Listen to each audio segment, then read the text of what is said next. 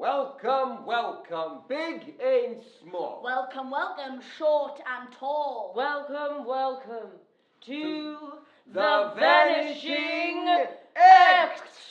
Ta-da!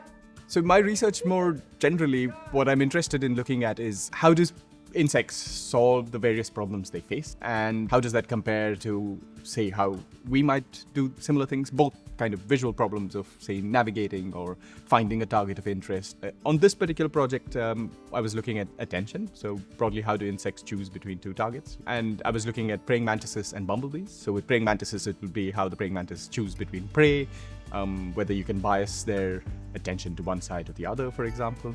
And with bumblebees, it would be how they choose between flowers. I think the show, or the idea for the show, came to me mainly because of several other collaborations I've had with Kappa Pi before. When I first proposed my fellowship to do my research, I thought it would be really nice to include a component of that collaboration of bringing theatre as well into my research in a way. We did it first, long before the humans were first. We did it first, until you ruined the earth. We did it first.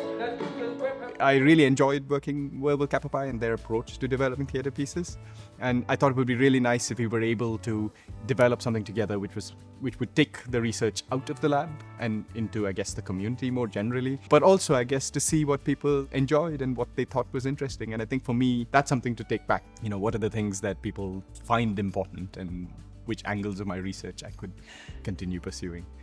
So Kappa Pi, we're a theatre company, and we work a lot with university researchers and primary schools, and basically bringing cutting-edge research into the classroom to, I suppose, complement the curriculum, to get the young people to practice their speaking and listening, and to get the learning into their bodies.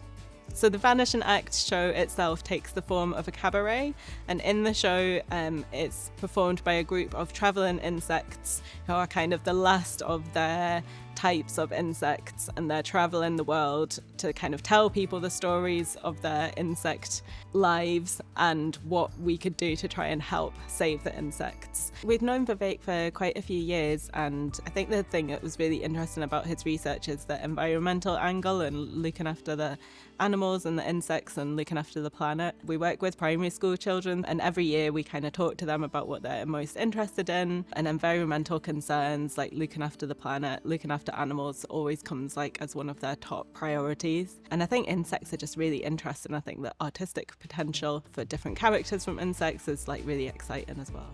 Basically coming into a year 5 classroom with about 30 kids, and I've talked to Vivek beforehand and talked about sort of the area that we want to cover, what kind of insect, whether it's a bee or a praying mantis, and we might teach them like praying mantis movement, how to move like a mantis. And I can come from that from a creative point of view about, you know, physical theatre, and Vivek comes at it from a scientific point of view. And I think that's probably across the board. It's about getting the kids to be creative, and Vivek's there to make sure the science is accurate.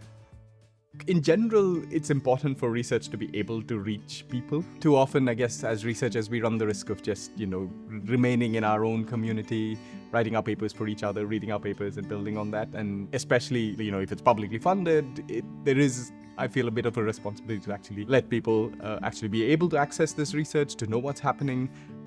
I think for the kids, the impact is more awareness of environmental issues. I think insect decline is maybe something that is maybe less front of mind when you look at global warming or sea level rise. I mean, they have fun.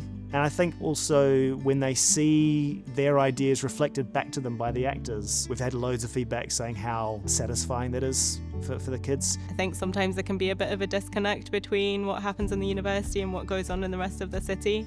And I think there's just massive benefits for both parties for bringing those two things together, especially working with young people in schools. It's just like a really amazing opportunity for them. And then I think the researchers get a lot from it as well, kind of having that insight into what matters to young people and kind of the wider community in the city. I hope we can also get a deeper appreciation of kind of the complexity of what insects are capable of, but also kind of the mechanisms underlying that, and the fact that there can be so many cool different ways of functioning in the world that we are yet to discover. And I'm hoping, you know, that kind of thing can really go out in the world. Now you see me, now you don't. You think you can find me, but I know you won't. Now you see me, now you don't.